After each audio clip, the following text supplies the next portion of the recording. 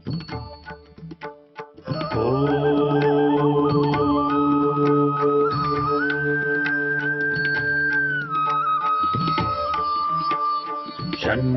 मित्रः शं वरुणः शन्नो भवत्वर्यमा शन्न इन्द्रो बृहस्पतिः शन्नो विष्णुरुक्रमः ॐ शान्ति शान्ति शान्तिः।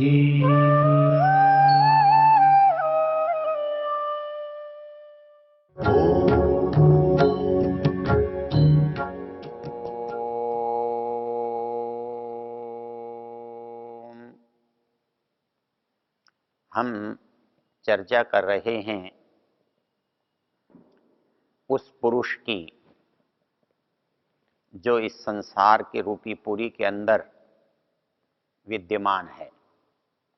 और हमने तीसरे मंत्र की पहली पंक्ति में देखा, एतावानस्य महिमा अतो ज्ञायाश्च पुरुष। अगली पंक्ति है, पादोस्य विश्वा भूतानि त्रिपादस्य अमृतम दिवि। अब इसको पहली बार देखने से ऐसा लगता है कि सब पता है, क्योंकि कहा जा रहा है कि एक भाग यहाँ है और 3 भाग इसके द्युलोक में है। तो बुद्धि कहती है कि जितना यहाँ है उससे 3 गुना ज़्यादा वहाँ पर है, तो कुल कितना हुआ, चारों को मिलाकर उतना ही हुआ। तो हमारे मस्तिष्क में एक नाप, एक सीमा का बोध होता है। लेकिन मूल समस्या क्या है? मूल समस्या ये है कि जो है उसको हम कितना देख पाए हैं, कितना जान पाए हैं। तो फिर इसको यहाँ कहा क्यों गया?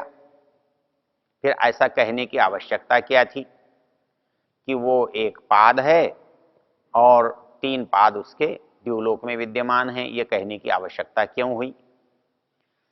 ये इसलिए हुई, जब हम किसी चीज को बताना चाहते हैं या समझाना चाहते हैं तो उसको कैसे समझाएं कि उसका महत्व अलग अलग हमारे समझ में आए। क्योंकि यदि हम किसी बालक को ये कहें कि समुद्र बहुत बड़ा होता है, तो बालक की समझ में आ ही नहीं सकता कि समुद्र कितना बड़ा होता है। तो वो कहता है कि क्या ये जो कुआं दिखाई दे रहा है इतना बड़ा होता है? तो कहते नहीं, इससे भी बहुत बड़ा होता है। कहते हैं ये जो बड़ा तालाब दिखाई दे रहा है इतना बड़ा होता है? तो वो कहते हैं नहीं, इससे भी बहुत बड़ा होता है। तो उसका एक छोटा सा भाग होता है। तो वैसे ही यहाँ पर जो परिस्थिति है वो है संसार और संसार के रचनाकार की। मतलब हमें एक तो संसार बताना है और संसार बताने के साथ साथ संसार के रचनाकार को भी बताना है। क्योंकि जब कोई ज्ञान हम देना चाहते हैं तो ज्ञान को एक भाग देकर काम नहीं लाया जा सकता, पूरा नहीं किया जा सकता। मतलब यदि संसार को हम समझना चाहें तो हम ये समझें कि संसार में केवल हम हैं, हमको समझ लें, जीवात्मा को समझ लें या इस मनुष्य को समझ लें, इतने से काम चल जाएगा। हम यदि यत्न करें और इतने से काम चलाना चाहें तो हमें पता लगता है कि ये अपने आप नहीं है, ये बहुतों के साथ जुड़ा हुआ है। ये कैसे जुड़ा हुआ है? ये जिसको हम जानते हैं ये शरीर के साथ भी जुड़ा हुआ है। अब ये शरीर के साथ जुड़ा हुआ है, इसलिए इस शरीर को जाने बिना इसको नहीं जाना जा सकता। क्योंकि शरीर यदि साधन है तो साधन की उपयोगिता का हमें पता होना चाहिए, तब हम साधन को काम में ला सकते हैं, उसका उपयोग ले सकते हैं। तो हमें साधन का पता होना चाहिए, साधन की उपयोगिता का पता होना चाहिए। अब साधन की उपयोगिता जो है वो हमारे से तो बनी नहीं है, हम उसके उपयोक्ता हैं, हम उसको काम में लेकर अपना तात्पर्य प्रयोजन सिद्ध करना चाहते हैं, किंतु उसका निर्माण, उसकी रचना, उसका प्रकार, उसका निश्चय हमारे पास नहीं है। तो ऐसी स्थिति में हमारे लिए ये भी एक आवश्यक हो जाता है कि हम उस साधनों के बारे में जानें। और जब हम साधनों के बारे में जानना चाहते हैं तो एक स्वाभाविक प्रश्न आता है कि ये कहाँ से आए, किसने बनाए, क्यों बनाए, कैसे बनाए, ये भी बात होती है। हम संसार में देखते हैं, हम किसी चीज का व्यापार करते हैं तो व्यापार करते हुए हमारे पास एक तो उसका उपभोक्ता होता है और एक उसका निर्माता होता है। तो हम उपभोक्ता को भी जानते हैं, हम निर्माता को भी जानते हैं, तब हम उसका लाभ उठा सकते हैं या उसके बारे में कोई व्यवहार, कोई व्यापार, कोई काम कर सकते हैं।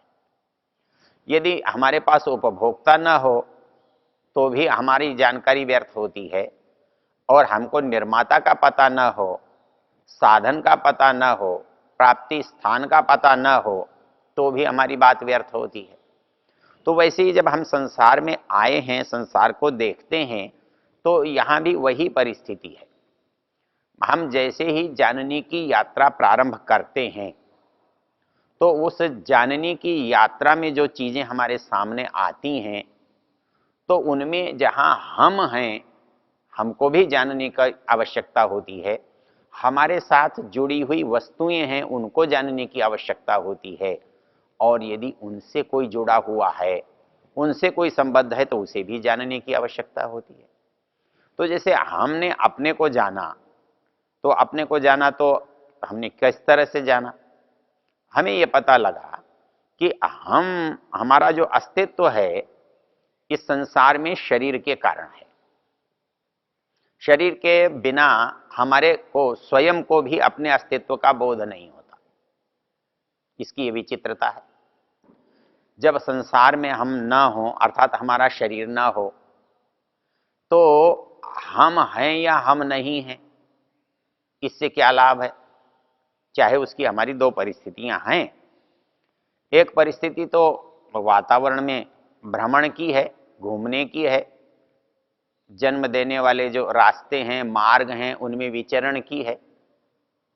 क्योंकि आत्मा शरीर को जब छोड़ देता है तो रुकता तो नहीं है, एक जगह तो नहीं रहता है, उसकी यात्रा तो सतत चलती रहती है। क्योंकि आत्मा जो शब्द बना है ना, ये शब्द ही उसके अर्थ को बता रहा है। वो कहता है इसका गमन जो होता है, इसकी क्रिया जो होती है सतत होती है, इसका विचरण निरंतर होता रहता है। ये इस शरीर में भी मानो यात्रा ही कर रहा है।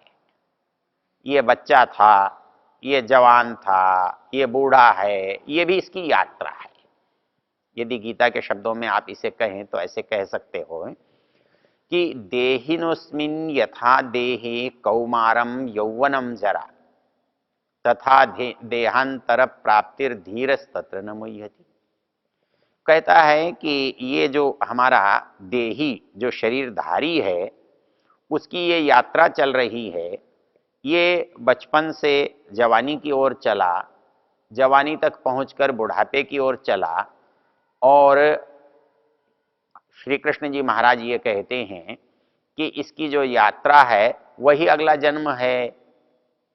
देहिनोस्मिन् यथा देहे कौमारम यौवनम जरा तथा देहांतर प्राप्ति, वैसे ही इसका दूसरा जन्म होता है।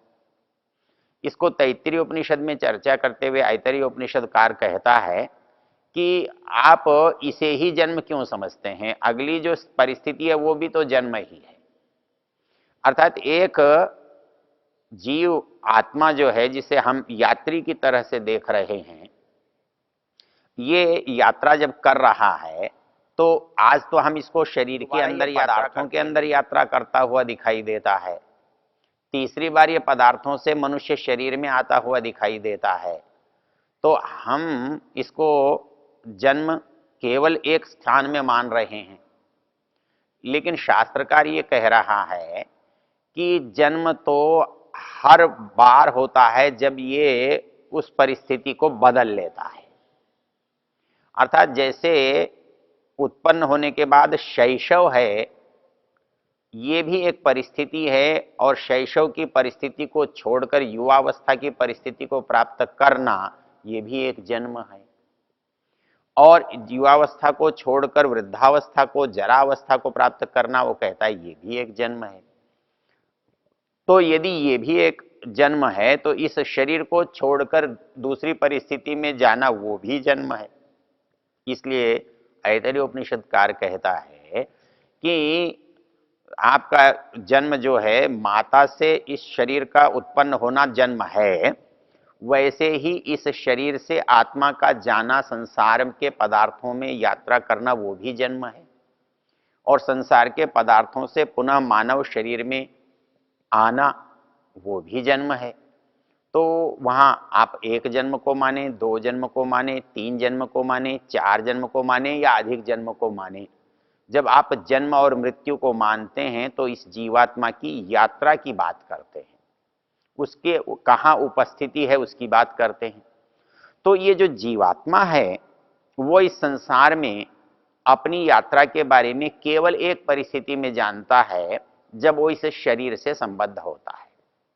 माता के गर्भ से निकलकर मृत्यु तक की जो इसकी यात्रा होती है, उसमें वो अपने आप से परिचित होता है, अपने बारे में जानता, सोचता, विचारता और करता है। किंतु जैसे ही शरीर को छोड़ देता है, तो फिर वो स्वयं करने में कुछ भी समर्थ नहीं होता, फिर वो दूसरे की व्यवस्था में चलता है। और तीसरी परिस्थिति कौन सी होती है? तीसरी परिस्थिति वो होती है जो न संसार की होती है, न जीवन की होती है, वो या तो प्रलय की होती है। तो उस अवस्था में जब सारी वस्तुएं ही अपने अपने कारण में लीन हैं, तो ये भी अपने स्वरूप में ही रह जाएगा, उन वस्तुओं से हट करके अकेला रह जाएगा। जब तक जीवन है, जब तक यात्रा है, तब तक तो उसके साथ और वस्तुएं जुड़ी हुई होती हैं। लेकिन जिस समय वो इन यात्राओं से विरत हो जाता है, भिन्न हो जाता है, तो उस समय वो केवल अपने आप में रहता है। उस समय भी वो कुछ भी नहीं जानता, कुछ भी नहीं करता, कुछ भी नहीं सोचता, क्योंकि जब तक उसके पास साधन नहीं होंगे वो कुछ नहीं सोचता। तो इस दृष्टि से जब आप विचार करते हैं, तो आपको उस पूरी बात पर विचार करना पड़ता है, पूरे संदर्भों को समझना पड़ता है। तो आपको स्वयं को भी समझना होगा, स्वयं के साथ मिले साधनों को भी समझना होगा, और साधनों के साथ उस साधक को भी, साध्य को भी समझना होगा जिसने इसका निर्माण किया है। वही चर्चा जो है वो इस अध्याय में इस पुरुष के माध्यम से की जा रही है।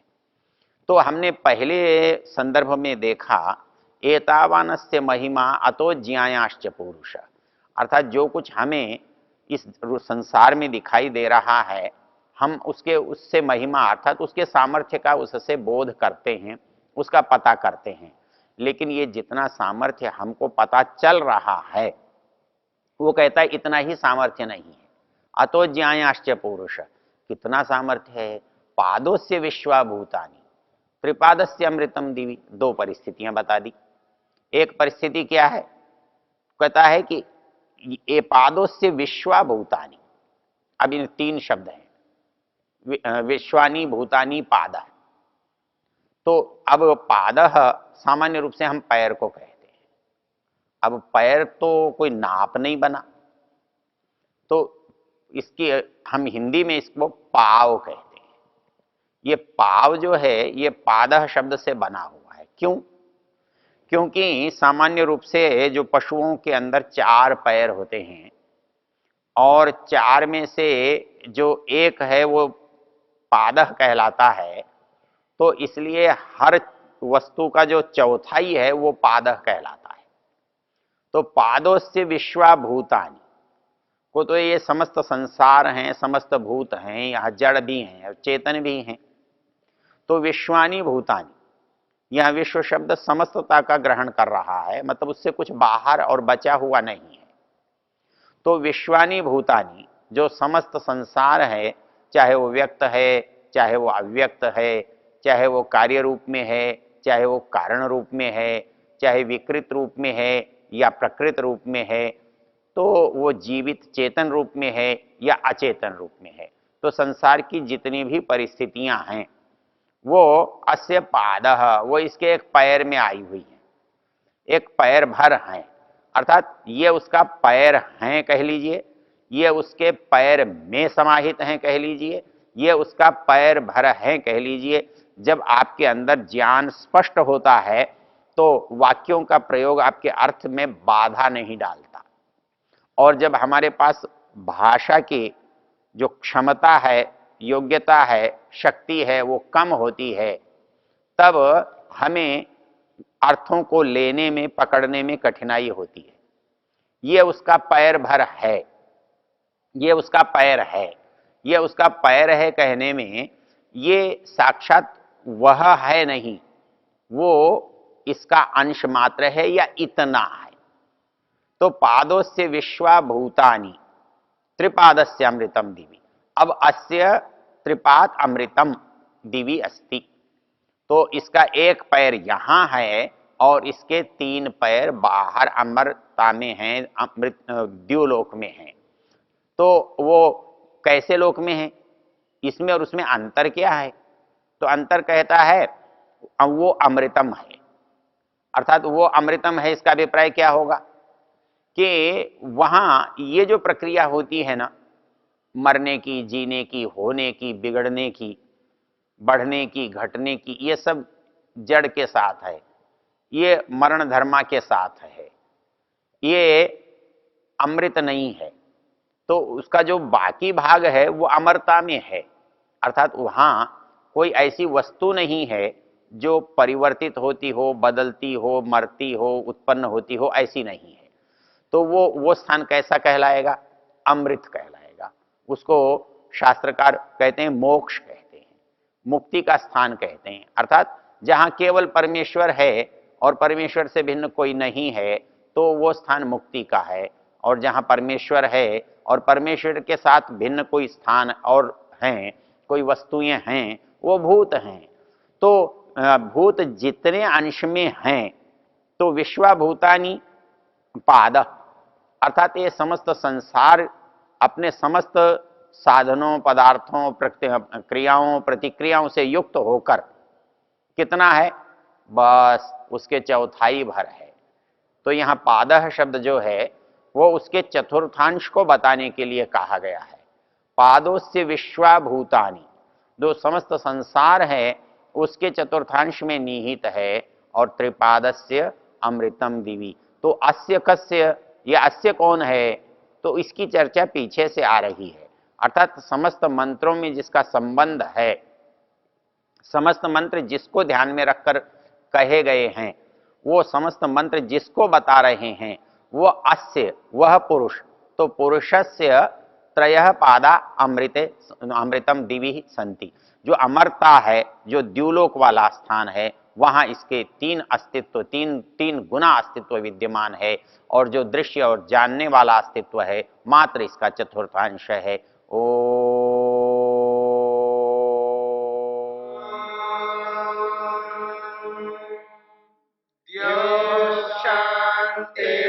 शांतिरंतरिक्षं शांतिर्पृथिवी शांतिरापः शांतिरोषधयः शांतिः वनस्पतयः शांतिर्विश्वे देवा शांतिर्ब्रह्म शांति सर्वं शांति शांतिरेव शांति क्षमा शांतिरेधि। ओम शांति शांति शांति।